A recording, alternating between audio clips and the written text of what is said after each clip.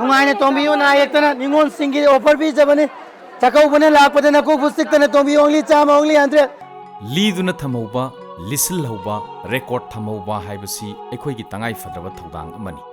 मरम मदुना मसिगी वाखललोंदा युमफम ओइरगा पुथोक्सबनी 2024 गी निंगोल चाकौना लापदा मियामदगी पाउदम मतेक अमता दुपा चामदे नुंगाइने तोंबियो fast कंफा चांसनी smart होइबा quality maintain तौबा कंफर्टेबल होइबा चामदे लाउरो खुदोंग चाम पिजबनी को लोइख्रागा निंगा मौरे लोइद्रिङैदा आनानि लबियो चामतनी चामदे याम लैजरे को लेसाबी मवल लोइन तोंबी चामनी आइ परे चामदा फास्ट कंफा चांसले लै लबियो चामदे तोंबियो लबियो नुंगाइने तोंबियो चामदा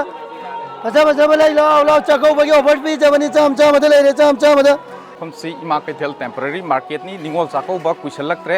ꯑꯗꯨꯅ ꯀꯨꯏꯁꯜꯂꯛꯇ꯭ꯔꯕ ꯃꯇꯝꯁꯤꯗ ꯍꯧꯖꯤꯛ ꯏꯃꯥ ꯀꯩꯊꯦꯜ ꯇꯦꯝꯄꯔꯔꯤ ꯃꯥꯔꯀꯦꯠꯁꯤꯗ ꯄꯣꯠ ꯂꯩꯕꯒꯤ ꯆꯥꯡ ꯀꯝꯗꯧꯔꯤ ꯍꯥꯏꯕꯗꯨ ꯃꯤꯌꯥꯝꯗ ꯎꯠꯅꯅꯕꯒꯤꯗꯃꯛꯇ ꯑꯩꯈꯣꯏꯅ सिगुम्बा पाव अमा कलेक्शन तौजबनी अदुना हुजिक येंबियु नाकन नाकनदे येंबियु महौसागा हाइनरुरगदी महौसा मतमगा हाइनरुरगदी हाइरिब मफमसिसु मीना चिकना चाइनबा ngамददना लैरगदबा मफम अमखकनी अदुना हौजिकसी अखोय ममांगी चही अखोयगी मे 3 2023 दगी अखोय ओइरैबा सिगुम्बा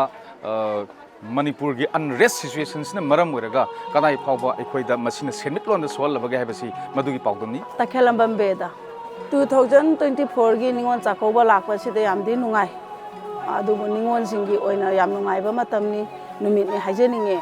अदुगा अतै फेस्टिवल दी अनि थोकपा लोइ लै अदुबु निंगोन चाकौबसे ओनली सिंगल अमा खक्तनी खोइ निंगोन सिंगी ओइना यांगैगी निनी पानबा निंगोन चाकौबसे या अमा खक्ने सहीमगे मनोंग वांस अमा खक्तनी लाखपसे अदुबु लान मरम ओइरगा मयुम मकै थादोक्तना लाखरबा अदगी मयुम मकै लेजदब रिलीफ लेबा मयामसिगी खलुरगदी अमुक हेना अमुक नुंगाइते अदुबु निंगोन सिंगी नौना लुहोंगजरिबा हाइतारेको अहानबा मयुम पांजरिबा सही ओलकदा निंगोन चाकौबा केदना मौदना चटनिंगबा मयामसिगिदी मोइगी खलगा खोइ अदुम इनकरेज तौवी अदु अममदा लेबाकी ओइबा अवाबा लाकदा रिलीफ लेबा मयामसिगिसु अखोइ अदु असुसु नुंगाइते अदुगा पोतकी मतांग पोत योनबगी मतांगददिने अस याद्रे टोटली फेल ओइरे इकोनॉमी से अदोगे मतिक जीरो दा चटखरे कोविड ममांगदो अदुदा मुक जीरो दा लैरुरे कोविड लोइरे हंजलकदा इकोनॉमी से खरा नुंगाइरमे अदगी अदुई मतुंगदा ला लाखरे मे 3 जे लाखिबदगी अखोइगी मार्केट से टोटली सिरे नो अखोइ सुमाइना सीजन लाकपदा निंगोन चाकौबा लाकपा मतमदा अखोइना ममांग सहीदा अखोइना योलंबसे ला लाक्टिंगे ममांगदा योलंबसे नोंगमदा 30,000 50,000 याम नक्सलगा 50,000 सुमाइ योलमेबा हौजी अखोइ 10,000 योबा सोंगमद्रेबा अखोइ सिगुम्बसि तौरकांदा युम पुरिनी इसाइसु मयाम अमा लाइक लाइसु तंबा खोपगी मदु लोइ सेनरिनेबा लोइ सिजन सिदै लोइना ए टू जेड अखोइ लोइ तौइनेबि इचा सेमिनी लेकाइगी करिगी पोयेंग चायेंग पुनम जितना सिदै लोइ तौरि ngaktनेबा अदुबु हौजिक लानगी मतुंगदगिदि मार्केट से करी हाइदुइनो खंगदे अदुके मतिक जीरो दा लैखरे पोत ओमबसु याम वारे पोतकी ममनजु अंगक फंगना तांखले अखोइना परमान अखोइना हाइबा मतम मसे अखोइ हाना लुपा चनी योलमेबा चनी योनबसे अखोइ प्रॉफिट खरा फंगमेबा अदुबु चनी योनबसे लान मतुंगदगिदि हाना योनगी ममनदो योनदे अदबने दम योले अदुगा ममनदि आदा तखतना वांखतखरेबा अखोइना लौबा मतमददि कंपनीदैदि ममन वांखलेबा अदुबु पब्लिक तगे अखोइना अखोइगी प्रॉफिट से लौबा ngamdreba मरमदि पैसा लैतबना पोचिना अतोप स्टेट दै थारकपनिना अखोइ सिदा साजबा ngamdabaniना अदुगा मियाम से कया मयामना वारगे हाइबा मतमदा असुक चाउगरबा सीजन लमा लाकपसे मौसादि केना बंगदबा नुपी आंगांसिंग से लैनरमिनेबा अरोइबि थादना मचासिंगी माइ नुपीगी अदगी हामननबा कतौ लैनरबा मयाम से हंतक्ति अमता दु उद्रेबा पांगननबा याना चतना यानबा से सुमाइना तौरगा पैसा से याम लैतबा हाइतारे लुपा लिसिंग अमसिना मचा अनि हुमजिगे कोननबा सिनबा असोमददि पोति तांगबा योलिबा खोइ याम नुंगाइतबा मोइना प्रॉब्लम से हाइबा मतमदा लैदि याम लैनिंगी इचागे अदुबु ऐ पैसा सुद्रे हाइरा चटखिबगुम्बा अखोइसु प्रॉफिट तो फंगदबनि योलहौदबा अ थमोइददि याम नुंगाइतबा असुगुम्बदि लै अदुगा मार्केट से लान मतुंगदगिदि ऐना हाइजैसिने हन्ना टोटली जीरो बैलेंस ता लैखरे याम सिरे अदुगा अखोइगी पब्लिक से थेंगना वारे इकोनॉमी से थीन सोंदखरेबा इसागी अवाबदी हाइबीरेबको आव अदैदा अखोय मयामना हौजिक अखंग अहिजिंग हाइनरिजी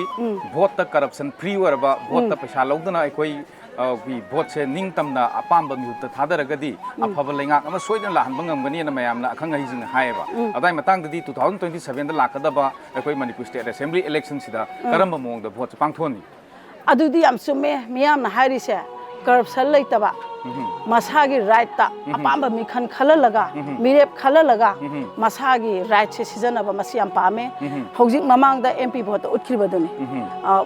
मोइना मनी पावर तौदना मसन पावर तौदना मयाम तौरसु मियामगी कइनो से नमधब ngमददना अदुम यामना हेला काखिबदो कांग्रेस की बीजेपी की वा नतबा मिरेप सिदा अपाम खलगा मतिक चाबा मी से कनानो हाबसे पैसा त लौदना तासे नाइने अखोय भोट हतकी ममांग एमपी भोट से मिठाई म खोय चादे अदुबु कनाना फै अखोय गी दमक त कई तोबिरको ngमगनी हाबसे खनबदगी मतिक चाबा कैंडिडेट से कनानो हाइदन अखोय फैमिली अखोय इमाई समरी से चुंजनरेगा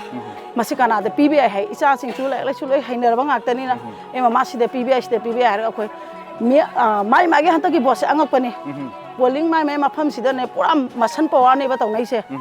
अदुदा पीददी यार अदु पीददी यार है अखोय इसामग येतनरगा कोइदि अखोय इसागी राइट नि नोय थिंबे यारो इसागी अपाम थादने हारगा कोइ ओपली अखोय अपाम मफम थाजा जरमे इमा कैथल टेम्पररी मार्केट ता अखोय लिक खुजी वनबा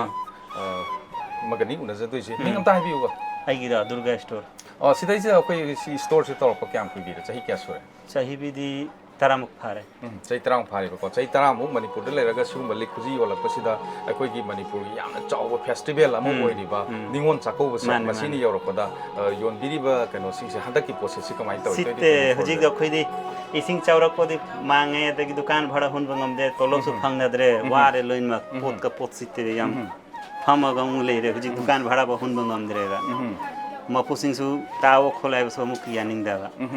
अदुगी वाने हुजिगेंगो चको बैसे मी सुला लागते खुद पोसुसु सिते तलसु चांगनाइनसु फंगदेगा को अदुगी वाने ममांगी हौगिबा चाहि सिंगदिने कयाम की सांग सिपंगम हानदि रुपा लिसिंग तरेत निपान दियोले हुजिदि अहुम मरी भो फादे नोंगमदा होय चाहि तरागी ममांग हाइबने को सर हुजिगदि अहुम अनि भो फान सित्रे आई के सामनेरिना वदी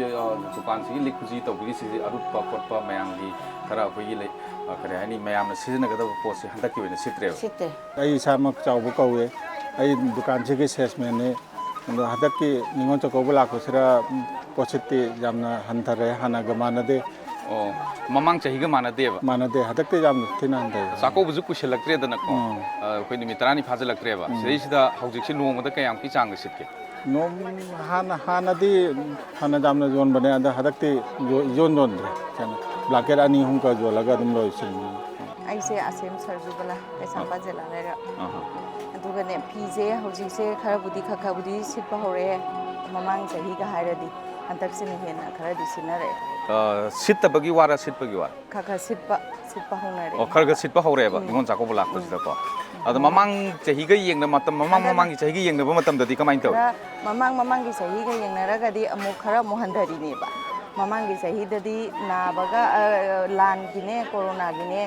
क्या योनगिद्रेदना अदि ममांग गिदि अमु फजने योलेदना हंतकि अमु खरा अमु योनबा होनरे टेम्पररी मार्केट की सिदा कोई फीरोन योलिबा अदुगा एंजांग नापी योलिबा इमाजिंग कारेक्टर लेबा अदुगुंबा गली अमखतनी हौजिक लेरिजना अदुना हौजिकसी निंगोन चाकौबा कुशलक्तबसिना मरम ओरगा तोंगान तोंगानबा मियोइसिम फोंदोरकपसि हंदक चहिगी ओइना पोसिटपा वाटपा अदुगा ममांग चहि ममांग हौगिबगा मानदबा अदुगुंबा पाउदों नाक्तमक एकोइदा ताकपिरै अदुना मसी मयाम पुनमक्तसु एकोइ अदुम हमजनबगी तंजा मथंग मथंग लौजरके मेंग आर्शट प्रोजेक्टी सेल तौब ngamdre nongda pis mari manga adum tau ngama okay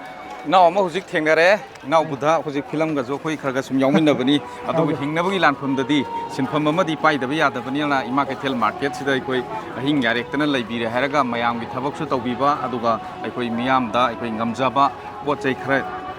योनबगी थबकसु चथरी अइना नंग सुम इमा कैथल सिदा लैरगा पोत योलप सिदा कोइ सुम थेंगनरप एक्सपीरियंस हदकी 2024 गी निंगोल चाकोबसे मसी पोत लैबा लाइसी पोसिट की चांग सि कमाइ तौ उसी चांग जो तसेना नुआइबदी वाले मौसागा येंगरुरगा हदक किजो यामना नुआइत्रे ममांग जो निंगो चाको बुलियो खिबगी हदक सपोर खा सिकदाना खनबने ꯃꯃꯥꯡꯒꯤꯗꯨꯒ ꯀꯩꯁꯨ ꯈꯦꯠꯅꯕ ꯂꯩꯇꯦ ꯍꯥꯏꯇꯥꯔꯦ ꯑꯣꯖꯥ ꯑꯗꯨꯕꯨ ꯆꯥꯡꯆꯠꯇ ꯑꯩꯈꯣꯏꯒꯤ ꯄꯣꯠꯁꯤꯗꯤ ꯅꯨꯄꯤ ꯑꯉꯥꯡꯅ ꯁꯤꯖꯤꯟꯅꯕ ꯄꯣꯠꯅꯤꯅ ꯑꯦꯚꯔꯦꯖ ꯑꯣꯏꯅ ꯑꯩꯈꯣꯏꯒꯤ ꯑꯣꯏꯅ ꯌꯥꯝꯅꯃꯛ ꯁꯤꯠꯇ꯭ꯔꯒꯁꯨ ꯑꯩꯈꯣꯏꯒꯤ ꯍꯤꯡꯅꯕꯒꯤ ꯂꯝꯕꯤꯗꯗꯤ ꯌꯥꯝꯅ ꯆꯥꯎꯕ ꯄꯥꯝꯕꯩ ꯁꯤꯠꯂꯤ ꯑꯣꯖꯥ ꯃꯃꯥꯡꯒꯗꯤ ꯌꯥꯝ ꯈꯦꯠꯅꯩꯕ ꯄꯣꯠꯁꯤ ꯃꯃꯥꯡꯗꯗꯤ ꯈꯦꯠꯅꯩ ꯃꯃꯥꯡꯗꯗꯤ ꯇꯁꯦꯡꯅ ꯑꯩꯈꯣꯏꯒꯤ ꯂꯩꯕꯥꯛꯀꯤ ꯏꯔꯥꯡ ꯂꯩꯕꯅꯤꯅ ꯅꯤꯉꯣꯜ ꯆꯥꯛꯀꯧꯕꯗꯤ ꯇꯧꯈꯤꯗ꯭ꯔꯦ ꯍꯟꯗꯛꯀꯤꯗꯤ ꯃꯌꯥꯝꯅ ꯏꯔꯥꯡꯁꯦ ꯈꯔ ꯅꯦꯝꯊꯔꯛꯄꯅꯤ나 ꯅꯤꯉꯣꯜ ꯆꯥꯛꯀꯧꯕ ꯇꯧꯅꯤ ꯍꯥꯏꯔꯛꯄꯅꯦ ꯑꯗꯣ ꯄꯣꯠ ꯈꯔ ꯁꯤꯠꯀꯗ꯭ꯔꯥꯅ ꯈꯟꯕꯅꯦ ꯑꯗꯣ ꯑꯩꯈꯣꯏꯅ ꯄꯥꯝꯃꯤꯕ ꯄꯥꯟꯗꯝꯗꯨꯗꯤ ꯌꯧꯗꯦ ꯑꯃꯁꯨꯡ ꯑꯩꯈꯣꯏꯅ ꯅꯣꯡꯃꯗ ꯆꯪꯗ ꯌꯥꯗꯕ ꯑꯩꯈꯣꯏꯒꯤ ꯑꯣꯏꯕ ꯇꯣꯉꯥꯟꯕ ꯑꯦꯛꯁꯄꯦꯟꯗꯤꯆꯔꯗꯨꯗꯤ ꯄꯨꯕ ꯉꯝꯃꯤ ꯍꯧꯖꯤꯛ ꯑꯩꯅ ꯂꯩꯔꯤꯕ ꯃꯐꯝꯁꯤꯅ ꯑꯩꯈꯣꯏꯒꯤ ꯏꯃꯥ ꯀꯩꯊꯦꯜ ꯁꯦꯠ ꯅꯝꯕꯔ 3 ꯑꯩꯈꯣꯏꯒꯤ ꯐꯤ ꯌꯣꯟꯐꯝꯒꯤ ꯃꯐꯝ ꯑꯃꯈꯛꯇꯅꯤ ꯍꯧꯖꯤꯛ ꯅꯤꯉꯣꯜ ꯆꯥꯛꯀꯧꯕꯒ ꯃꯔꯤ ꯂꯩꯅꯅ ꯑꯩ ꯏꯃꯥ ꯑꯝꯇꯪ ꯎꯅꯖꯒꯦ ꯑꯗꯨꯒ ꯏꯃꯥꯁꯤꯅ ꯀꯔꯤ ꯍꯥꯏꯔꯛꯀꯦ ꯍꯥꯏꯕꯗꯨ ꯃꯌꯥꯝ ꯇꯥꯃꯤꯟꯅꯁꯦ ꯏꯃꯥꯒꯤ ꯃꯤꯡ ꯑꯝꯇ ꯍꯥꯏꯕꯤꯌꯨ ꯅꯨꯡꯁꯤꯇꯣꯝꯕꯤ ꯀꯔꯤ ꯍꯥꯏꯕ ꯅꯨꯡꯁꯤꯇꯣꯝꯕꯤ ꯅꯨꯡꯁꯤꯇꯣꯝꯕꯤ ꯏꯃꯥꯅ ꯁꯤꯗ ꯀꯩꯊꯦꯜꯁꯤꯗ ꯐꯝꯕꯤꯔꯛꯄꯁꯦ ꯐꯅ ꯀꯨꯏꯔꯝꯒꯗꯕ ꯃꯥꯜꯂꯦ ꯑꯗꯨꯒ ꯑꯩꯈꯣꯏ ꯂꯥꯟꯁꯤꯅ ꯃꯔꯝ ꯑꯣꯏꯔꯒ ꯆꯍꯤ ꯑꯃ ꯅꯤꯉꯣꯜ ꯆꯥꯛꯀꯧꯈꯤꯗ꯭ꯔꯦ ꯍꯟꯗꯛꯁꯤ ꯃꯌꯥꯝ ꯅꯤꯉꯣꯜ ꯆꯥꯛꯀꯧꯕꯁꯤ ꯃꯃꯤꯡꯗꯒꯤ ꯑꯣꯏꯔꯁꯨ ꯄꯥꯡꯊꯣꯛꯀꯅꯤꯅ ꯍꯥꯏꯅꯔꯦ ꯃꯁꯤꯒꯤ ꯄꯣꯠ ꯁꯤꯠꯄꯁꯤ ꯀꯔꯝꯍꯥꯏꯅ ꯇꯧꯏ ꯏꯃꯥ ꯏꯕꯨꯡ ꯑꯍꯥꯟꯕꯗ ꯏꯃꯥꯅ ꯍꯥꯏꯗꯣꯏꯁꯦ ꯑꯩꯁꯦ ꯆꯍꯤ 35 ꯁꯨꯔꯦ ꯄꯣꯠꯐꯝ ꯐꯝꯕꯁꯦ ꯑꯗꯨꯕꯨ ꯍꯟꯗꯛꯇꯤ ꯂꯥꯟꯅ ꯃꯔꯝ ꯑꯣꯏꯅ ꯆꯥꯛ ꯀꯧꯈꯤꯗ꯭ꯔꯕꯅꯤꯅ ꯍꯟꯗꯛꯇꯪ ꯀꯧꯁꯦꯅ ꯇꯧꯕꯗ ꯈꯨꯂꯥꯡꯈꯥꯡ ꯀꯧꯗꯕꯅ ꯑꯌꯥꯝꯕ ꯑꯣꯏꯕ ꯏꯃꯥ ꯍꯣꯏꯅ ꯍꯧꯖꯤꯛ ꯇꯧꯔꯤꯁꯦ ꯑꯗꯨꯒ ꯂꯥꯛꯇꯤ ꯂꯥꯛꯄ ꯂꯩꯕ ꯉꯝꯗꯕ ꯍꯥꯏꯒꯗ꯭ꯔꯥ ꯁꯤ ꯆꯥꯛꯀꯧꯕꯁꯤ ꯌꯥꯝ ꯋꯥꯅ ꯍꯣꯏ ꯅꯨꯃꯤꯠ 5-6ꯅꯤꯗ ꯉꯥꯏꯁꯜꯂꯛꯑꯕꯁꯤꯗ ꯍꯧꯖꯤꯛ ꯁꯤꯠꯇꯗꯅ ꯄꯣꯠ ꯁꯤꯠꯇꯦꯕ ꯍꯧꯖꯤꯛ ꯈꯨꯂꯥꯡꯈꯥꯡ ꯀꯧꯕ ꯈꯛꯇ ꯉꯥꯏꯔꯤ ꯈꯨꯂꯥꯡꯈꯥꯡ ꯀꯧꯕ ꯋꯥꯏꯑꯦꯕ ꯌꯥꯝ ꯀꯧꯗꯕꯁꯨ ꯌꯥꯎꯔꯤꯕꯅꯤꯀꯣ ꯑꯩꯈꯣꯏꯅ ꯎꯖꯕꯗꯁꯨ ꯃꯃꯥꯡꯒꯤ ꯃꯇꯝꯗꯗꯤ ꯃꯤꯁꯤ ꯀ꯭ꯔꯤꯛ ꯀ꯭ꯔꯤꯛ ꯏꯅꯔꯒ ꯆꯤꯛꯅ ꯆꯥꯏꯅ ꯉꯝꯗꯅ ꯆꯠꯄꯒꯤ ꯃꯃꯤꯗꯨ ꯎꯕꯅꯤ ꯍꯟꯗꯛꯀꯤ ꯑꯣꯏꯅꯗꯤ ꯎꯕꯁꯤ ꯋꯥꯏ ꯍꯥꯏꯕꯅꯦꯕ ꯌꯥꯝ ꯋꯥꯅ ꯂꯥꯛꯏꯗ ꯏꯕꯨꯡꯉꯣ ꯃꯤꯁꯤꯡꯁꯦ ꯑꯩꯈꯣꯏꯁꯨ ꯋꯥꯏ ꯑꯩꯈꯣꯏꯒꯤ ꯅꯤꯉꯣꯜ ꯆꯥꯛꯀꯧꯕꯁꯤ ꯀꯨꯏꯁꯜꯂꯛꯇ꯭ꯔꯦ ꯉꯁꯤ 9-10 ꯉꯥꯏꯁꯜꯂꯛꯑꯦ ꯀꯨꯏꯁꯜꯂꯛꯇ꯭ꯔꯕ ꯃꯇꯝ ꯑꯃꯈꯛꯅꯤ ꯀꯨꯏꯁꯜꯂꯛꯇ꯭ꯔꯕ ꯃꯇꯝꯁꯤꯗ ꯑꯩꯈꯣꯏ ꯏꯌꯣꯡꯒꯤ ꯐꯤ ꯌꯣꯟꯕꯤꯕꯁꯦ ꯏꯃꯥ ꯀꯩꯊꯦꯜꯁꯤꯗ ꯍꯟꯗꯛꯀꯤ ꯄ꯭ꯔꯣꯁꯦꯁꯁꯤ ꯀꯃꯥꯏꯅ ꯇꯧꯏ 2024 ꯑꯁ ꯍꯟꯊꯔꯦ ꯌꯥꯝꯅ ꯊꯥꯏꯅ ꯑꯩꯈꯣꯏ ꯁꯨꯡꯉꯩ ꯃꯇꯝꯗ ꯂꯨꯄꯥ 10,000-15,000-30,000ꯗꯤ ꯌꯣꯜꯂꯦꯕꯀꯣ ꯍꯧꯖꯤꯛꯇꯤ 5,000 ꯌꯣꯟꯕꯗ ꯋꯥꯔꯦ 10ꯒ ꯌꯧꯕ ꯉꯝꯄꯣꯟꯇ꯭ꯔꯦ ꯍꯧꯖꯤꯛꯇꯤ ꯌꯥꯝ ꯍꯟꯊꯔꯦ ꯏꯃꯥꯒꯤ ꯃꯤꯡ ꯑꯝꯇ ꯍꯥꯏꯕꯤꯌꯨ ꯕꯤꯃꯣꯂꯥ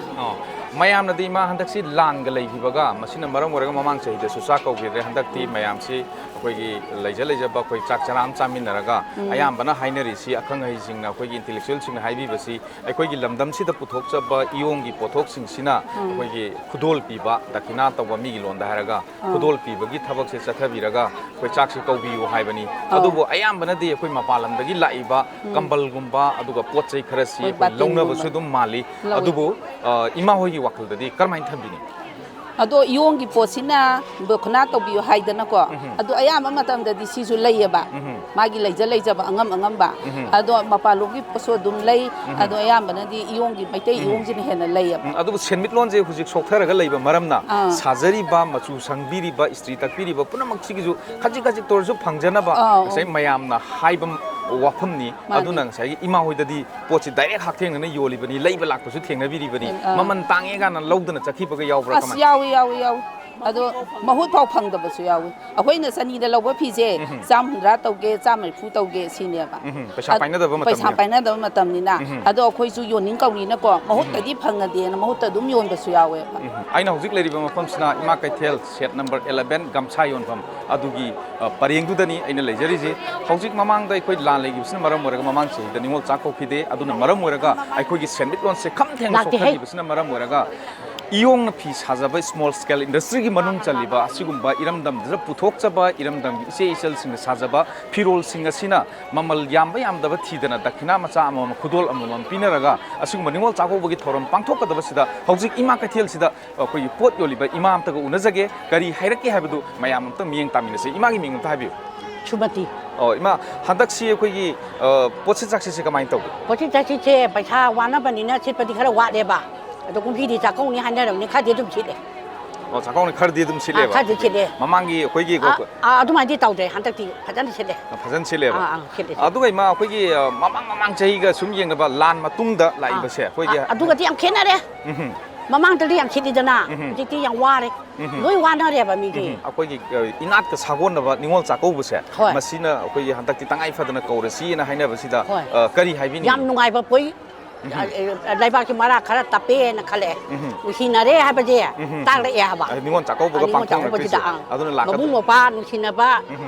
cái phong tục bây giờ đấy đó yam nung ai giờ đấy coi tụi em nung ai le pura ba yaksang kumai amu hanjale ada hanjala azanu habi ba hanjala azanu adagi umang lai harau ba hanjala yang adu mathang sei dadi adum akoi tek ta kaidana asoi ngam yaw pangthok pore sunu hai ba ji cha chu mang lo yu ko hoi hoi pakcha khare cha da taw ba ji phuti mak bai aina hojik leiriba mafam sina akoi gi ima kaithel set number 8 haraga khangna ba akoi adugumba mafam dudani sina set number kya ne ba sina 8 sina 5 ne ba ko ada hojik akoi nupi singi akoi phanek mapan nai ba yompham mafam ma khaktani aina akoi hojik leijari si aduna ningol sakau ba 2024 na lakpa sida akoi mayam sina pot leibana kayam lai aduga akoi irang si kharga nemtharak pa haigadra aduna maram moiraga akoi gi kaithel manung sidana akoi phi yon bising sina kayam na akoi gi ningtam na phi yoli haibadu adugi satam ni mayam da uriba adu ai mi makatang unajaga dori sina kari hairake haibasi mayam amta akoi taminasi ahan de mong bibi ai ma haujik se ai mamang niu ka the mam bi dai mamangda akhoi pangthokkiba ningon chakobagi pot yon baduga phiron si yon basiga phanek ni yon birisi ad handaki siga sitpagi sangse kanana hel handaki ni hele na mu ki mamang ki dadi ka im sitte ko ai di kau hidrabni na handak na kitang movement lawre handak na kitang khara sile ba ko aduga lanjigi mamangda silam bo posit ki sanga handak silai bo posit ki sang siga di karmai adu di yam thina khena re mamang dana sitli ko lan taw ki badai loi wana bani na sa na ba thang na ba khona ba da sai ki sidi luxury ki phone ni na ko taw da ya da ba gi laine bai wa ne ha ba adu mamang ki chakau badai handak na di khara sitle hai ta adu ningon chakau na lakpo sida ningol singi di kwai di harau bom thokpani kari haibini adu harau bom thok ko harau bom khangdi awa ba mayam lei bani na ko ani lu kem da leina ba mayam du su khalli ko adu ai maru koi gi din thoi ngam bi nei nau nu pi ma sa me yaw ri ba yu ko loi dri ma thau mangam ton tau dri ba adu na koi su sa ko ti adu gi awa ba phong de bu du nu nu thak te ya dam na koi thuk se ra koi wa ni yo le na harau koi wa ni hai ba dai nau nu pi ma sa nu pi ni hai ta re ko ma du ki bong khang dri ni na sa ko ra ro koi gi dam to ra ga di adugi nungai te aduga mayangi oina oiraga di langi rangi na taba chako bai ba sidi kwa koigi dom sanna dana lakwa ipai pu hakta de sanna lakwa ni na kaudi ko honinge ba kwa aduga yamna heta ke dana mau dana hawai gi mai na di sanna ni di awana mayam di yenga aduga handak chi silise koigi dukan gi posai singse sinna taba mayangi ta si oina lai hanninge sigum juma pi ni khangde kari ni khangde yelung gi posai ai wana re ha ba haidi akoi gi lamdam sida sajaba potok singse si oina ne ta honninge semilon si sokha gi basna baram maraga sigum basna ayamba tang da warasu kana badu phangona ba rupam tor su makhaim tor su phangona ba adugi wakhal da sai gi akoi gi lamdam sida thoi potok suina akoi khudol tamani haita ta honning ba dara su su mi batin dukan da gi pukam pura ka set le ba kwa hange ade ka da wena ne du lai du ba hong bo re su mai dai na sa ba pot si yong gi pot se lai ya dra na koi sei ra tha krin ade moi batin ne pukam ne pura sakhe ba ade moi su ka no to honning dei wan ta ba koi gi mai dai gi yong gi pot se asi wona to honning ba ai ta re su adugum ba da wena sawa saning ba ai ta re kwa ai sobita sogai jam subita sokai lamdei na English lamui khonang khong len lamui khonang khong dagi ada handaki ningol chako buje sida khoi yon biri ba phi sing se sit pagi sang se kamai tau 2024 sit pa se mamang gi 2023 dagi di handak na thara sit li hai ta de habidi mamang gi lan gi yak kan matam oi ki banina sang si kong ni ko we ai tong na ba dagi ra ga di kong nai ha ba ni tu da ko na lei hidra ba thawai na kon tha ti kha ba ire ba ki damakta moi gi damakta nungai awa ba phungdok ko oina ngon cha ko ni tu da di ko ro chi na ma mai ba ko na ko gi ko gi dia du bu atau ko ni ta di adum ngon cha ko ba se ta sa hi kang hati awa na ta ga li hai ba jadi na ma ko ga ga dum ni tu da di awa ba phungdok ko na ko ba su ma tu muda ni ma ga ma na ma tu ko nei ni ka ga du ni ko na ga su hendak na di harap ko si pa ja masini khoi kathel gi manung sida uri ba saktam mafam amadana mi adum tilamba su yawi mafam amadana tilamda ba su yawi aduna ꯃꯐꯝꯁꯤꯡꯁꯤꯗ ꯂꯩꯔꯤꯕ ꯁꯤꯡꯁꯤ ꯑꯩꯈꯣꯏꯒꯤ ꯏꯔꯝꯗꯝꯁꯤꯗ ꯁꯥꯖꯕ ꯁꯦꯝꯖꯕ ꯑꯗꯨꯒꯨꯝꯕ ꯏꯌꯣꯡꯅ ꯁꯥꯕ ꯐꯤꯔꯣꯜ ꯉꯥꯛꯇꯅꯤ ꯑꯗꯨꯅ ꯍꯟꯗꯛꯀꯤ 2024ꯒꯤ ꯅꯤꯡꯉꯣꯜ ꯆꯥꯛꯀꯧꯕꯅ ꯂꯥꯛꯄ ꯃꯇꯝꯁꯤꯗ ꯏꯃꯥ ꯀꯩꯊꯦꯜꯁꯤꯗ ꯇꯣꯉꯥꯟ ꯇꯣꯉꯥꯟꯕ ꯃꯐꯝꯗꯒꯤ ꯂꯥꯛꯄꯤꯔꯤꯕ ꯃꯤꯑꯣꯏꯁꯤꯡꯁꯤꯅ ꯑꯩꯈꯣꯏꯒꯤ ꯏꯔꯝꯗꯝꯒꯤ ꯄꯣꯠꯊꯣꯛꯁꯤꯡ ꯑꯁꯦ ꯀꯌꯥꯝ ꯄꯥꯝꯅ ꯂꯩꯅꯔꯤꯕꯒꯦ ꯍꯥꯏꯕꯒꯤ ꯃꯃꯤꯗꯨꯅꯤ ꯑꯩꯈꯣꯏ ꯎꯔꯤꯁꯤ ꯃꯃꯥꯡꯗ ꯑꯩꯈꯣꯏ ꯃꯃꯥꯡꯒꯤ ꯑꯩꯈꯣꯏꯒꯤ ꯂꯥꯟ ꯃꯃꯥꯡꯒꯤ ꯑꯣꯏꯔꯤꯕ ꯁꯛꯇꯝꯗꯗꯤ ꯆꯤꯡꯅ ꯆꯥꯏꯅꯕ ꯉꯝꯗꯅ ꯇꯤꯟꯒꯤ ꯍꯥꯏꯕꯒꯤ ꯄꯥꯎꯗꯝꯁꯨ ꯊꯝꯕꯤꯔꯛꯏ ꯑꯗꯨꯕꯨ ꯍꯟꯗꯛꯇꯤ ꯄꯣꯠꯁꯤꯠ ꯁꯤꯠꯄꯒꯤ ꯆꯥꯡꯁꯤ ꯋꯥꯠꯂꯤ ꯍꯥꯏꯕꯗꯨꯅꯤ ꯑꯌꯥꯝꯕꯅ ꯑꯩꯈꯣꯏ ꯄꯣꯠꯐꯝ ꯐꯝꯕꯤꯔꯤꯕꯁꯤꯡꯁꯤꯅ ꯊꯝꯕꯤꯔꯛꯏꯕ ꯋꯥꯐꯝꯁꯤꯡꯁꯤ ꯑꯗ ꯏꯃꯥ ꯀꯩꯅꯣꯝꯇ ꯍꯪꯖꯒꯦ ꯍꯟꯗꯛꯁꯤꯕꯨ ꯅꯤꯡꯉꯣꯜ ꯆꯥꯛꯀꯧꯕꯁꯤ ꯄꯣꯠ ꯁꯤꯠꯄꯒꯤ ꯆꯥꯡ ꯀꯃꯥꯏꯅ ꯇꯧꯒꯦ ꯄꯣꯠ ꯁꯤꯠꯄꯁꯦ ꯌꯥꯝ ꯁꯤꯠꯇꯦ ꯈꯔꯗꯅꯤ ꯁꯤꯠꯂꯤꯁꯦ ꯆꯥꯡ ꯌꯥꯝ ꯍꯟꯊꯩꯀꯣ ꯑꯩ ꯔꯣꯃꯥ ꯀꯧꯏ ꯁꯤꯒꯤ ꯄꯔꯦꯡꯁꯦ ꯀꯔꯤ ꯀꯧꯒꯦ ꯃꯃꯤꯡ ꯁꯤꯁꯦ ꯔꯥꯅꯤ ꯃꯨꯀꯥ ꯌꯣꯟꯐꯝ ꯍꯥꯏꯅ ꯔꯥꯅꯤ ꯃꯨꯀꯥ ꯌꯣꯟꯐꯝꯅꯦꯕꯀꯣ ꯏꯃꯥ ꯀꯩꯊꯦꯜꯒꯤ ꯑꯗ ꯍꯧꯖꯤꯛꯁꯤ ꯃꯃꯥꯡꯒꯤ ꯆꯍꯤꯗꯤ ꯂꯥꯟ ꯃꯃꯥꯡꯗ ꯁꯤꯠꯂꯝꯕ ꯄꯣꯠ ꯁꯤꯠꯄꯒꯤ ꯆꯥꯡꯁꯤꯒ ꯍꯟꯗꯛꯀꯤꯁꯤꯒ ꯀꯃꯥꯏꯅ ꯇꯧꯏ ꯍꯟꯗꯛꯀꯗꯤ ꯌꯥꯝ ꯊꯤꯅ ꯈꯦꯠꯅꯔꯦ ꯑꯗꯣ ꯉꯔꯥꯡ ꯅꯍꯥꯟꯗꯩꯗꯤ ꯈꯤꯇꯪ ꯆꯥꯛꯀꯧꯕꯒꯤ ꯅꯨꯃꯤꯠꯁꯤ ꯀꯨꯏꯁꯜꯂꯛꯇ꯭ꯔꯕꯅꯤꯅ ꯌꯥꯔꯅꯤꯒ ꯍꯥꯏꯕꯒꯤ ꯁꯨꯝ ꯃꯦꯗꯤꯌꯥꯗꯒ ꯍꯥꯏꯕꯗꯣ ꯑꯗꯒꯤ ꯈꯔꯗꯤ ꯑꯗꯨꯝ ꯃꯌꯥꯝꯁꯦ ꯈꯔ ꯂꯥꯛꯄꯗꯤ ꯍꯧꯔꯦ ꯑꯗꯨꯒ ꯆꯍꯤ ꯈꯨꯗꯤꯡꯒꯗꯤ ꯌꯥꯝ ꯊꯤꯅ ꯈꯦꯠꯅꯔꯦ ꯃꯃꯥꯡꯒꯤ ꯆꯍꯤꯒꯗꯤ ꯌꯥꯝ ꯈꯦꯠꯅꯩꯌꯦꯕ ꯐꯤ ꯂꯩꯕꯒꯤ ꯆꯥꯡꯁꯦ ꯐꯤ ꯂꯩꯕꯒꯤ ꯆꯥꯡ ꯍꯟꯗꯛꯀꯤ ꯑꯩꯈꯣꯏꯒꯤ ꯅꯤꯡꯉꯣꯜ ꯆꯥꯛꯀꯧꯕꯁꯤ ꯃꯃꯥꯡ ꯆꯍꯤꯗꯗꯤ ꯀꯧꯈꯤꯗ꯭ꯔꯦ ꯃꯅꯤꯄꯨꯔꯒꯤ ꯑꯟꯔꯦꯁ ꯁꯤꯆꯨꯋꯦꯁꯟꯁꯤꯅ ꯃꯔꯝ ꯑꯣꯏꯔꯒ ꯍꯟꯗꯛꯀꯤ ꯃꯌꯥꯝꯅ ꯑꯩꯈꯣꯏꯒꯤ ꯃꯃꯤꯡꯗꯒꯤ ꯑꯣꯏꯔꯁꯨ ꯀꯧꯅꯔꯁꯤ ꯃꯁꯤꯗꯤ ꯑꯩꯈꯣꯏꯒꯤ ꯆꯠꯅꯔꯒ ꯂꯥꯛꯄ ꯄꯨꯋꯥꯔꯤꯒ ꯁꯥꯒꯣꯟꯅꯕ ꯊꯧꯔꯝ ꯑꯃꯈꯛꯅꯦꯅ ꯍꯥꯏꯅꯕꯅꯤꯅ ꯆꯥꯛꯀꯧꯕꯅ ꯂꯥꯛꯄꯁꯤda ꯂꯝꯗꯝꯁꯤꯒꯤ ꯅꯤꯡꯉꯣꯜ ꯑꯃ ꯑꯣꯏꯅ ꯀꯔꯤ ꯍꯥꯏꯕꯤꯅꯤꯡꯉꯤ ꯑꯗꯣ ꯑꯩꯈꯣꯏꯁꯤ ꯅꯤꯡꯉꯣꯜ ꯑꯃ ꯑꯣꯏꯅ ꯆꯥꯛꯀꯧꯕꯁꯦ ꯌꯥꯝꯗꯤ ꯑꯩꯈꯣꯏꯗꯤ ꯆꯍꯤ ꯑꯃꯒꯤ ꯃꯅꯨꯡꯗꯀꯣ ꯑꯃꯨꯛꯇꯪ ꯊꯣꯛꯄꯅꯤꯅ ꯑꯗ ꯑꯩꯈꯣꯏꯕꯨꯗꯤ ꯈꯤꯇꯪ ꯑꯍꯜ ꯑꯣꯏꯔꯕꯅꯤꯅ ꯆꯠꯅꯤꯡꯗ꯭ꯔꯦ ꯑꯗ ꯑꯉꯥꯡ ꯍꯥꯏꯗꯤ ꯂꯨꯍꯣꯡꯕ ꯀꯨꯏꯗ꯭ꯔꯤꯕ ꯁꯤꯒꯨꯝꯕꯁꯤꯗꯤ ꯀꯧꯅꯤ ꯍꯥꯏꯕꯁꯦ ꯁꯤꯗ ꯈꯔ ꯍꯔꯥꯎꯋꯦ ꯍꯥꯏꯗꯤ ꯃꯣꯏꯗꯣ ꯈꯤꯇꯪ ꯆꯠꯆꯅꯤꯡꯕꯗꯣ ꯑꯗꯨꯗꯨꯒꯤ ꯃꯣꯏꯒꯤ ꯄꯨꯛꯅꯤꯡ ꯊꯧꯒꯠꯄ ꯑꯣꯏꯅ ꯍꯟꯗꯛꯀꯤ ꯆꯥꯛꯀꯧꯕꯁꯦ ꯍꯣꯏ ꯂꯥꯟꯒꯤ ꯃꯣꯏ ꯔꯤꯂꯤꯐ ꯀꯦꯝꯞꯇ ꯂꯩꯔꯤꯕ ꯃꯌꯥꯝꯁꯤꯒꯤ ꯈꯜꯂꯨꯔꯒꯗꯤ ꯌꯥꯝ ꯅꯨꯡꯉꯥꯏꯇꯦꯕ ꯑꯗꯨ ꯇꯧꯕꯗꯤ ꯁꯨꯝ ꯂꯥꯟꯁꯤꯅ ꯂꯦꯞꯇ꯭ꯔꯕꯅꯤꯅ ꯑꯗꯨ ꯈꯤꯇꯪꯁꯨ ꯍꯧꯖꯤꯛꯇꯤ ꯈꯔꯁꯨ ꯐꯔꯛꯄꯒꯤ ꯃꯑꯣꯡꯁꯦ ꯎꯕꯅꯤꯅꯀꯣ ꯆꯥꯛꯀꯧꯅꯤ ꯍꯥꯏꯕꯁꯦ ꯈꯤꯇꯪꯗꯤ ꯑꯩꯈꯣꯏꯁꯨ ꯍꯔꯥꯎꯋꯦ ꯍꯥꯏꯗꯤ ꯁꯨꯝ ꯌꯥꯝꯅ ꯀꯩꯅꯣ ꯇꯧꯗ꯭ꯔꯒꯁꯨ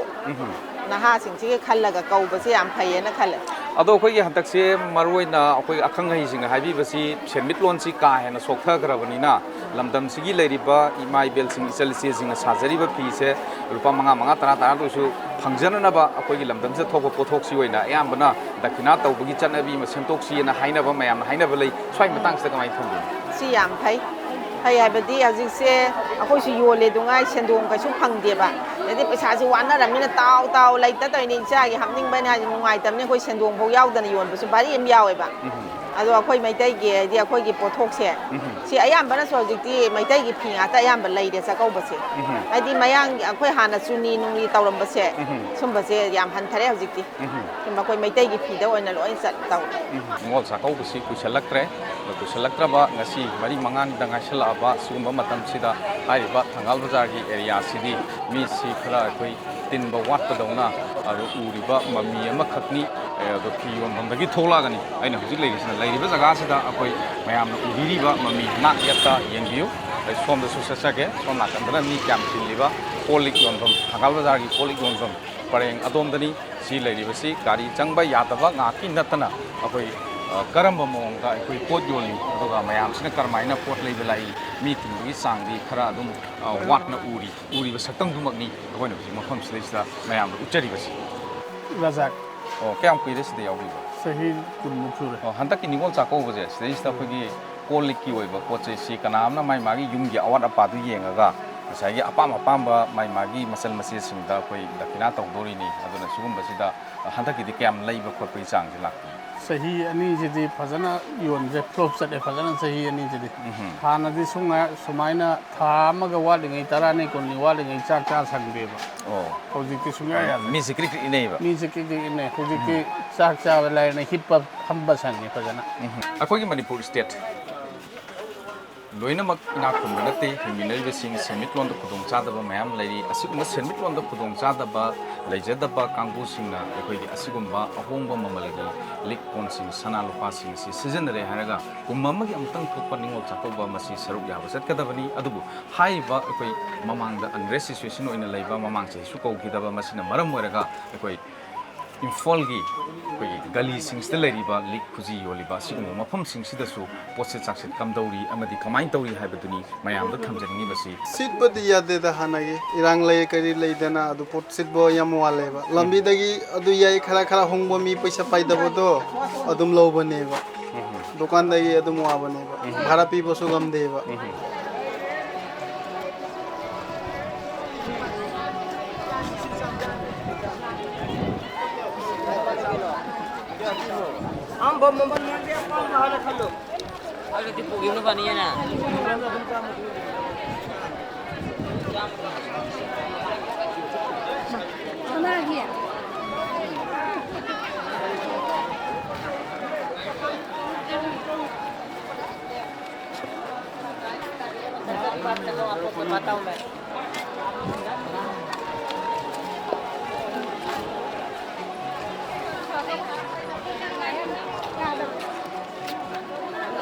ꯍꯧꯖꯤꯛ ꯑꯩꯈꯣꯏ ꯅꯤꯉꯣꯜ ꯆꯥꯛꯀꯧꯕ ꯅꯨꯃꯤꯠ 6-7ꯅꯤꯗ ꯉꯥꯏꯔꯛꯄ ꯑꯗꯨꯒꯤ ꯁꯤꯆꯨꯋꯦꯁꯟ ꯑꯃꯈꯛꯅꯤ ꯏꯝꯐꯥꯜ ꯕꯖꯥꯔ ꯃꯅꯨꯡꯗ ꯑꯩꯈꯣꯏ ꯄꯣꯠ ꯂꯩꯕ ꯃꯤꯁꯤꯡꯁꯤ ꯀꯔꯝꯕ ꯖꯒꯥꯗꯅ ꯃꯤꯁꯤ ꯈ꯭ꯋꯥꯏꯗꯒꯤ ꯌꯥꯝꯅ ꯆꯠꯂꯤ ꯀꯔꯝꯕ ꯖꯒꯥꯗꯅ ꯃꯤꯁꯤ ꯄꯣꯠ ꯂꯩꯕꯒꯤ ꯆꯥꯡ ꯍꯟꯊꯩ ꯑꯁꯤꯅꯆꯤꯡꯕꯁꯤꯡ ꯑꯗꯨꯅꯤ ꯃꯌꯥꯝꯗ ꯑꯩꯈꯣꯏ ꯎꯍꯟꯖꯅꯤꯡꯗꯅ ꯈꯪꯍꯟꯖꯅꯤꯡꯗꯅ ꯃꯗꯨꯒꯤ ꯄꯥꯎꯗꯝ ꯑꯃ ꯄꯤꯅꯅꯕꯒꯤꯗꯃꯛꯇꯅꯤ ꯌꯦꯡꯕꯤꯌꯨ ꯍꯧꯖꯤꯛ ꯑꯩꯈꯣꯏ ꯃꯐꯝ ꯈꯔꯗꯅ ꯃꯤꯁꯤ ꯏꯇꯤꯟ ꯇꯤꯟꯗꯕ ꯑꯗꯨꯒ ꯃꯐꯝ ꯈꯔꯗꯅ ꯑꯗꯨꯝ ꯑꯩꯈꯣꯏ ꯃꯤ ꯇꯤꯟꯕꯒꯤ ꯁꯛꯇꯝ ꯑꯩꯈꯣꯏ ꯎꯔꯤ ꯃꯌꯥꯝꯅ ꯍꯧꯖꯤꯛ ꯍꯧꯖꯤꯛ ꯎꯔꯤꯕꯗꯤ ꯅꯤꯉꯣꯜ ꯆꯥꯛꯀꯧꯕꯗꯤ ꯀꯨꯏꯁꯜꯂꯛꯇ꯭ꯔꯦ ꯉꯁꯤ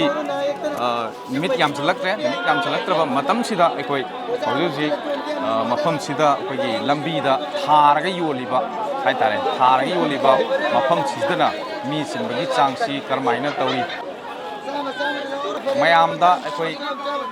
ꯁꯤꯠꯅꯅꯕꯒꯤꯗꯃꯛꯇ ꯂꯥꯎꯔꯤꯕ ꯃꯌꯥꯝ ꯌꯦꯡꯕꯤꯌꯨ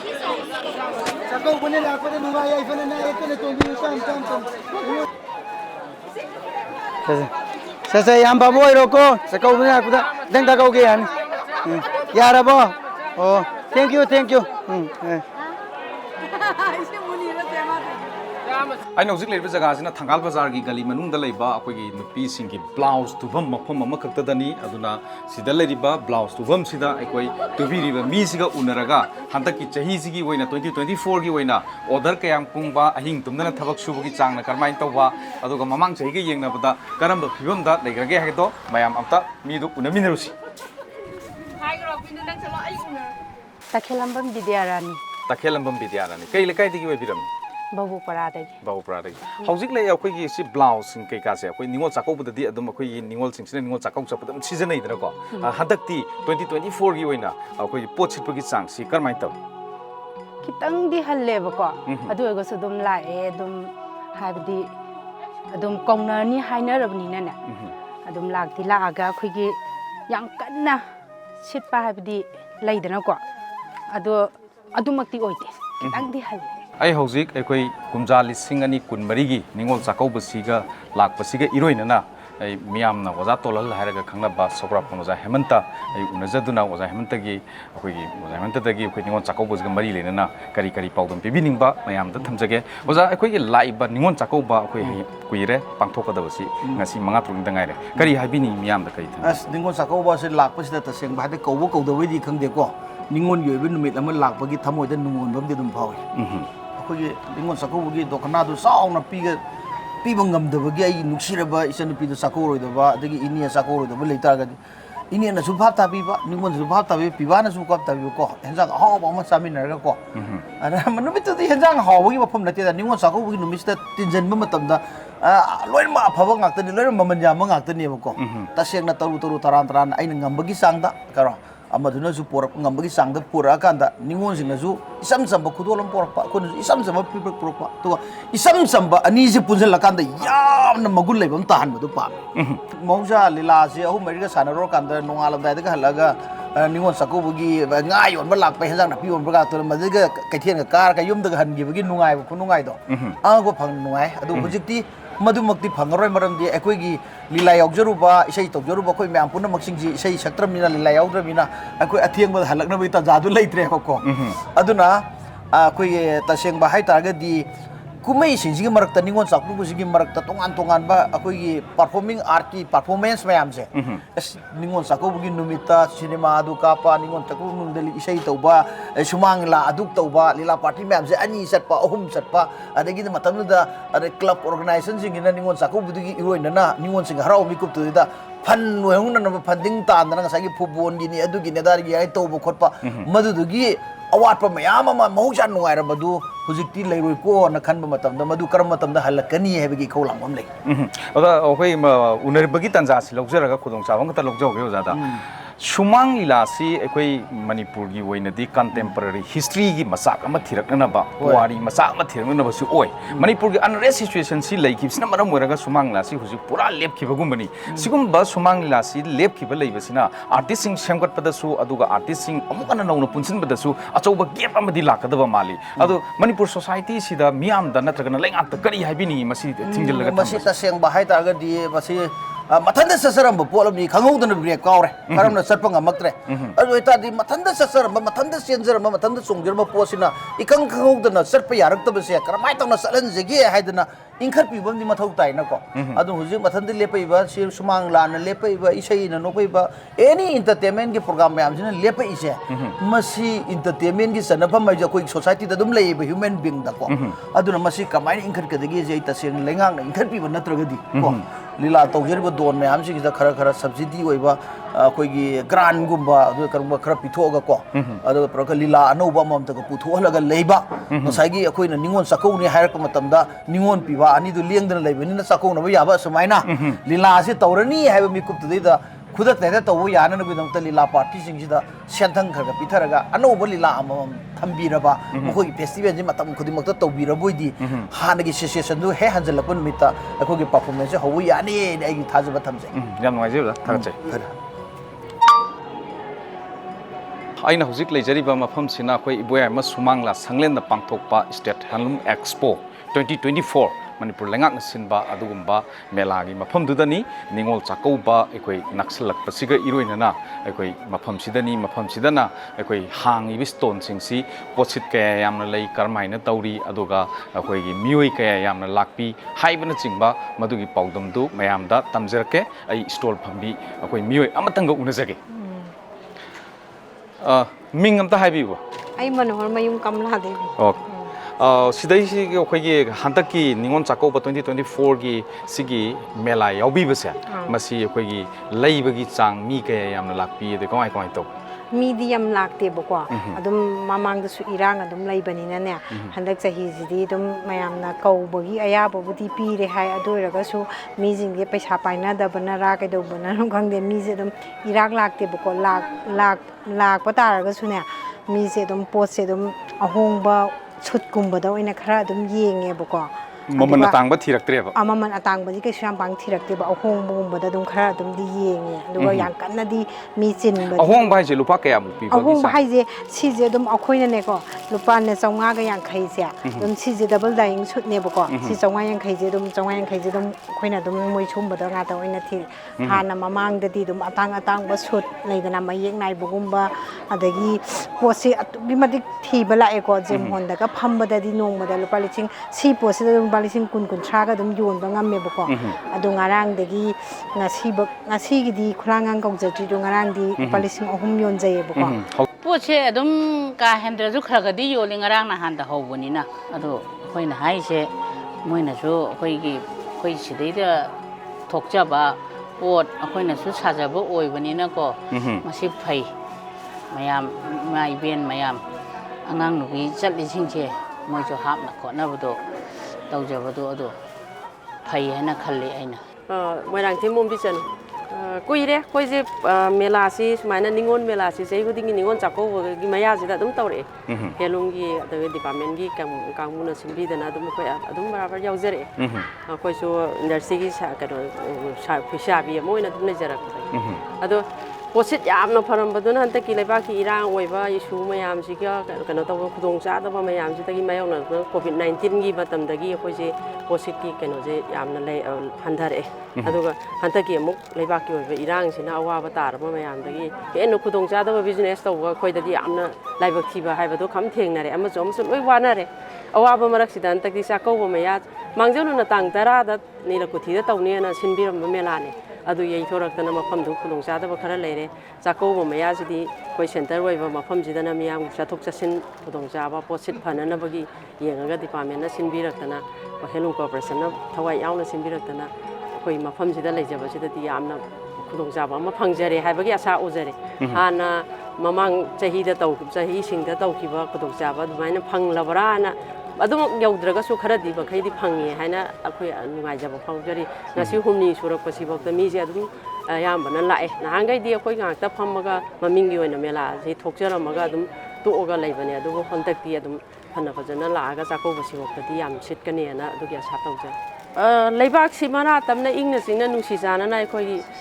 ꯆꯤꯡꯃꯤ ꯇꯝꯃꯤ ꯑꯩꯈꯣꯏ ꯏꯆꯤꯟ ꯏꯅꯥꯎ ꯍꯥꯟꯅꯗꯒꯤ ꯍꯧꯃꯤꯟꯅꯔꯒ ꯂꯩꯃꯤꯟꯅꯔꯛꯄꯅꯤꯅ ꯆꯤꯛꯅ ꯅꯨꯡꯁꯤ ꯆꯥꯟꯅꯅ ꯑꯗꯨꯃꯛ ꯂꯩꯃꯤꯟꯅꯗꯨꯅ ꯈꯨꯟꯗꯥ ꯂꯩꯇꯥꯅ ꯂꯩꯃꯤꯟꯅꯔꯒ ꯍꯥꯟꯅꯒꯤ ꯂꯩꯖꯔꯛꯄ ꯏꯔꯝꯗꯝꯒꯤ ꯏꯃꯥ ꯏꯆꯥ ꯄꯨꯝꯅꯃꯛ ꯁꯥꯟꯇꯤ ꯂꯩꯅ ꯅꯨꯡꯁꯤ ꯆꯥꯟꯅꯅ ꯂꯩꯕꯒꯤ ꯈꯨꯗꯣꯡꯆꯥꯕꯗꯣ ꯏꯁꯣꯔꯅ ꯄꯤꯔꯛꯄꯤꯕ ꯑꯣꯏꯁꯅꯨ ꯍꯥꯏꯅ ꯑꯗꯨꯝ ꯈꯟꯖꯩ ꯅꯨꯡꯉꯥꯏꯅ ꯇꯣꯡꯕꯤꯌꯨ ꯅꯥ ꯌꯦꯛꯇꯅ ꯅꯤꯉꯣꯜꯁꯤꯡꯒꯤ ꯑꯣꯐꯔ ꯄꯤꯖꯕꯅꯤ ꯆꯥꯛꯀꯧꯕꯅ ꯂꯥꯛꯄꯗ ꯅꯀꯣꯛꯄꯨ ꯆꯤꯛꯇꯅ ꯇꯣꯡꯕꯤꯌꯨ ꯑꯣꯡꯂꯤ ꯆꯥꯝꯃ ꯑꯣꯡꯂꯤ 100 ꯂꯨꯄꯥ 100ꯗ ꯅꯨꯡꯉꯥꯏꯅ ꯇꯣꯡꯕꯤꯌꯨ ꯃꯁꯤꯒ ꯂꯣꯏꯅꯅ ꯂꯣꯏꯖꯔꯦ ꯑꯩꯈꯣꯏꯅ ꯃꯤꯌꯥꯝꯒꯤꯗꯃꯛꯇ ꯁꯦꯝꯖꯕ ꯑꯩꯈꯣꯏꯒꯤꯗꯃꯛꯇ ꯂꯤꯁꯤꯟꯗꯨꯅ ꯊꯝꯍꯧꯒꯗꯕ ꯀꯨꯝꯖꯥ 2024ꯒꯤ ꯅꯤꯉꯣꯜ ꯆꯥꯛꯀꯧꯕ ꯃꯌꯥꯗ ꯏꯝꯐꯥꯜ ꯃꯥꯔꯀꯦꯠ ꯃꯅꯨꯡꯗ ꯀꯔꯤ ꯑꯣꯏꯈꯤꯕ ꯀꯔꯤ ꯇꯧꯈꯤꯕ ꯃꯤꯌꯥꯝꯗ ꯈꯨꯗꯣꯜ ꯇꯝꯖꯕ ꯊꯧꯔꯝ ꯑꯁꯣꯏ ꯑꯉꯥꯝꯈꯤꯕ ꯄꯨꯝꯅꯃꯛ ꯌꯦꯡꯕꯤꯔꯤꯕ ꯄꯨꯝꯅꯃꯛꯅ ꯉꯥꯛꯄꯤꯒꯅꯤ ꯄꯨꯝꯅꯃꯛꯄꯨ ꯏꯀꯥꯏ ꯈꯨꯝꯅ ꯎꯠꯆꯔꯤ ꯊꯥꯒꯠꯆꯔꯤ